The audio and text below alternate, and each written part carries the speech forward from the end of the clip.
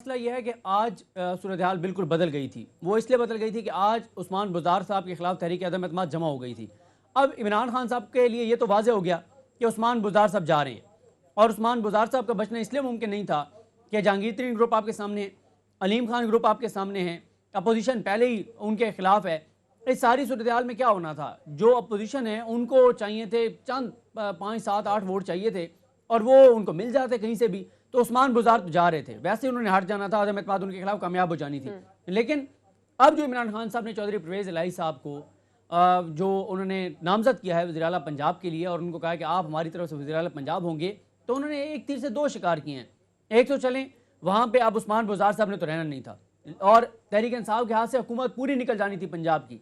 अब कम अज़ कम ये तो हुकूमत कह सकती है, तहरीक इंसाफ ये कह सकती है कि हुकूमत कम अज़ कम वहाँ पर हमारी ही है। दूसरा ये है के साथ ही वफाक में चौधरी परवेज़ इलाही साहब जो हैं वो ज़ाहिर है आप काफ़ी इमरान खान को सपोर्ट करेगी। ना सिर्फ ये कि इमरान खान को सपोर्ट करेगी, बल्कि आप देखेंगे कि चौधरी परवेज़ इलाही जो है उनके लिए कोई उनके लिए मुश्किल नहीं है, उनके लिए नामुमकिन नहीं है कि वो अपोजिशन के 8-10 लोग तोड़ लें, और उस दिन अपोजिशन के 8-10 लोग कम हो जाएँ जिस दिन अदम एतमाद इमरान खान के खिलाफ जो है वोटिंग होगी। गो कि अभी सूरत हाल लम्हा ब लम्हा बदलती रहेगी। उसकी रीज़न यह है कि MKM जब अपना ऐलान कर देगी, उसके बाद ये भी देखना होगा कि जो मुनहरिफ अरकान हैं उनमें से कितने लोग वापस आते हैं, उनके हवाले से सुप्रीम कोर्ट से फैसला क्या आता है। अगर सुप्रीम कोर्ट से फैसला नहीं आता, स्पीकर उनके वोट काउंट करते हैं नहीं करते, उनके वोट अगर काउंट होते हैं उसके साथ अदम एतमाद कामयाब होती है नहीं होती, या अपोजिशन कितने लोग शॉर्ट हो जाते हैं कि उनको मिला भी लें तो भी नंबर गेम पूरी नहीं होगी। तो अभी खेल बाकी है, और आने वाले दिनों में ये चीज़ें वाज़ेह होंगी, क्योंकि अब जुमेरात को अगर बहस होगी तहरीक अदम एतमाद के ऊपर, तो डेफिनेटली फिर मंडे को जो है वो इसके ऊपर वोटिंग होगी, और मंडे को सारी चीज़ें वाज़ेह हो जाएंगी। लेकिन तो सिद्दीक, आपको क्या लगता है कि आप वज़ीर आज़म इमरान खान साहब इस चीज़ को कैसे डिफेंड करेंगे? जो वज़ीर आला पंजाब उस्मान बुज़दार साहब ने इस्तीफ़ा दिया है, वो एक्सेप्ट हुआ है, फिर परवेज़ इलाही साहब को CM-शिप के लिए ऑफर देना, तो ये अब वज़ीर आज़म इमरान खान साहब को क्या इसकी कोई प्राइस पे करनी पड़ेगी, और वो इसको डिफेंड किस तरह से करने जा रहे हैं फिर आगे? देखें, इससे बड़ी वो इसकी कीमत क्या अदा करेंगे कि उनका अपना पहले वज़ीर आला पंजाब था, और अब उनके एक इत्तेहादी जो हैं वो वज़ीर आला पंजाब होंगे। इससे बड़ी कीमत इमरान खान साहब क्या अदा करेंगे? कीमत तो ये है।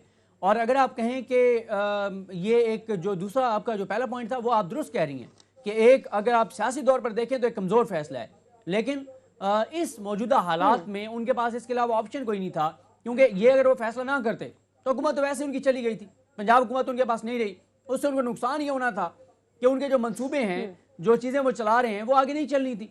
अब कम अज़ कम उनके पास ये है कि उन्होंने एक तो वहाँ पर यह कर लिया कि अपने एक इत्तेहादी को दे दिया सूबा, और दूसरा यह है कि हुकूमत कम अज़ कम फिर भी PTI की रहेगी, और तीसरा यह है कि जो ये परवेज़ इलाही साहब हैं, ये अब इंश्योरेंस पॉलिसी हैं इमरान खान साहब की, कि उनको पता है कि अगर इमरान खान वफाक में बचेंगे तो पंजाब मुझे मिलेगा। तो अब वो इसलिए कोशिश करेंगे, पूरी वो जोर लगाएंगे। और ये बात आप ध्यान में रखें कि अभी क्योंकि मैं चेक नहीं कर सका प्रोग्राम से पहले, वरना आप देखें कि जब पंजाब में हुकूमत बनी तो परवेज़ इलाही साहब को कितने वोट पड़े थे स्पीकर के लिए, और उस्मान बुज़दार साहब को वज़ीर आला पंजाब के लिए कितने पड़े थे? उनको काफ़ी ज़्यादा वोट पड़े थे परवेज़ इलाही साहब को। और आज भी नून लीग के अंदर से ये बयानात आ रहे हैं कि वो ये कह रहे हैं कि हम वज़ारत आला के लिए जो है वो परवेज़ इलाही को वोट देंगे। इसका मतलब यह है कि अगर तहरीक इंसाफ में से कुछ लोग नाराज़ भी हुए कि परवेज़ इलाही को हम जो है वो वज़ीर आला पंजाब के लिए वोट नहीं देंगे, तब भी वो अपने वोट वहां पे पूरे कर लेंगे, उनके लिए कोई मसला नहीं है।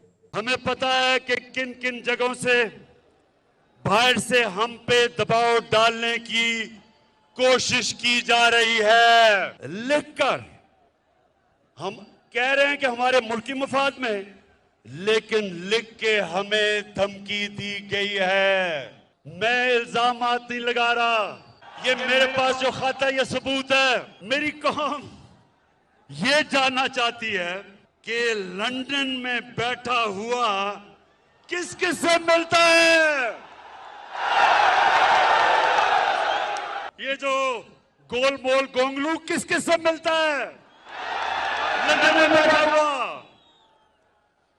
और पाकिस्तान में बैठे हुए किरदार किसके कहने के ऊपर चल रहे हैं। अदील, ये जो वज़ीर आज़म इमरान खान साहब ने इल्ज़ाम लगाया है अपोजिशन पर, आप क्या समझते हैं कितना संगीन इल्ज़ाम होगा? ठीक है, वज़ीर आज़म साहब ये कह रहे हैं कि इस वक्त मुल्क का मामला है और वो उन्होंने ख़त डिस्क्लोज़ नहीं किया, इसको ऑफ द रिकॉर्ड रखना चाहते हैं। लेकिन एक आईनी जिम्मेदारी भी है, अगर ऐसा है, अगर वो समझते हैं और वो ये कहते भी हैं कि उनके पास सबूत हैं, तो ये तो उनकी एक आईनी जिम्मेदारी है। आइन के आर्टिकल 17 में ये वाज़े तौर पे लिखा हुआ है कि अगर कोई सियासी जमात मुल्की इस्तेहकाम के ख़िलाफ़, उसकी सॉवरेनिटी के ख़िलाफ़ अगर काम करती है, तो फिर तो वफाकी हुकूमत उस सियासी जमात के ख़िलाफ़, यानी जो कोई बैरूनी इमदाद या फंडिंग से मुल्क में अदम इस्तेहकाम ला रही है, तो उसके खिलाफ डिक्लेरेशन दें 15 दिन के अंदर अंदर। ये मामला सुप्रीम कोर्ट ऑफ पाकिस्तान में जाए, ये तो मामला ख़त्म हो जाए। तो वज़ीर आज़म साहब के तो वो सियासी हरीफ हैं, अगर उनके पास सबूत हैं तो वो मामला लाएं सामने, डिक्लेरेशन दें। और फिर इलेक्शन एक्ट क्या कहता है, अगर जब फॉरेन एडेड या फॉरेन फंडेड पार्टी डिक्लेयर हो जाती है तो इलेक्शन एक्ट के तहत तो वो डिसॉल्व हो जाती है। वो ना सिर्फ डिसॉल्व हो जाती है, उसके अरकान जो हैं वो डी-सीट हो जाते हैं। तो ये तो वज़ीर आज़म साहब के हाथ में आईनी कानूनी पावर है, इस हवाले से उनकी डोमेन है। ये तो ऐसे ही है जैसे पाकिस्तान तहरीक इंसाफ पर फॉरेन फंडिंग का इल्ज़ाम लगाती थी ये सियासी जमातें। इनकी अपनी हुकूमतों में, यानी PMLN की हुकूमत में ये मामला आया, तो ये तो PMLN की गवर्नमेंट का काम था कि उस वक्त जो फॉरेन फंडिंग का इल्ज़ाम जो PTI पे लगाया जा रहा है, तो ये तो वजारत दाखिला ने ये सब कुछ काम करना है, उसकी डोमेन में आता है, तो उनको ये करार दिलवा देते। सुप्रीम कोर्ट ऑफ पाकिस्तान भी हनीफ अब्बासी केस में कह चुकी है, ये वफाकी हुकूमत की डोमेन में आता है। तो ये फॉरेन फंडिंग का जो मामला है, ये अब देखना होगा कि वज़ीर आज़म साहब या उनकी जो जमात है उसने इल्ज़ामात की हद तक इस मामले को रखना है और इसी तरह ये सियासी मामला रखना है। ज़ाहिर है आप ज़्यादा देर तक इसी तरह सियासत करते हुए सस्टेन नहीं कर सकते, आपको सबूत सामने लाने होंगे।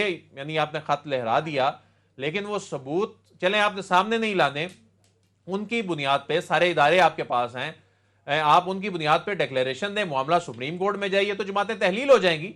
तो मेरे ख्याल में ये मामला इतना सादा, इतना आसान नहीं है जितना ये कहा जा रहा है जी कि फॉरेन फंडिंग भी है और सबूत भी हैं और इसके बावजूद हम कुछ नहीं करेंगे। तो आज शहबाज शरीफ साहब ने भी इस पे वैसे बात की है, अगर वो सुनवा दें कि शहबाज शरीफ साहब ने इस खत के हवाले से और फॉरेन फंडिंग और ये सपोर्ट के हवाले से बात की है। इमरान खान से हमारे इख्तलाफात हैं और ये हमारी जमहूरी जंग है उनके खिलाफ, लेकिन अगर वाकई कहीं गैर मुल्की मुदाखलत हुई है, अगर गैर मुल्की मुदाखलत पाकिस्तान के मफादात के खिलाफ है, तो आए, मैं चैलेंज करता हूँ, पार्लियामान में आएँ, वो लेटर लेके आएँ, दिखाएं पूरी पार्लियामान को, पूरी कौम को दिखाएं। अगर वाकई वो सबूत देंगे कि ये मुदाखलत है गैर मुल्की, पाकिस्तान के खिलाफ है, पाकिस्तान के वकार के खिलाफ है, तो मैं इमरान खान के साथ खड़ा हूँगा। आज़म साहब के लिए अब चैलेंज है, इस मामले को वो पार्लियामान में ले गए, पार्लियामान में नहीं लेके आ सकते तो नेशनल सिक्योरिटी के जो फोरम्स हैं, वज़ीर आज़म साहब को चाहिए कि ये मामला वहाँ लेकर जाएं। देखें, ये गुमान जाता है, ये गुमान जाता है कि इस तरह जब सब इकट्ठे हो रहे हैं, पैसा अगर लग रहा है, चल रहा है, तो वो पैसों के सबूत भी तो सामने आने चाहिए। इदारे पास हैं, इंटेलिजेंस एजेंसीज जो हैं वो मतहत हैं वज़ीर आज़म साहब के, तो इसको सियासत की हद तक रखना है या वाकई ये चीजें अगर एग्जिस्ट कर रही हैं तो इनको अवाम के सामने लेकर आए हुकूमत, तो दूध का दूध पानी का पानी हो जाएगा। अवाम के सामने भी लाना चाहिए, लेकिन सदीक, वज़ीर आज़म इमरान खान साहब कह रहे हैं कि इस बैरूनी साजिश को हम किसी मुनासिब वक्त पर सामने लेके आएंगे। तो ये मुनासिब वक्त क्या हो सकता है? क्योंकि अभी की अगर हम सिचुएशन देखें तो ये सबसे ज्यादा वज़ीर आज़म इमरान खान साहब के लिए क्रिटिकल सिचुएशन है।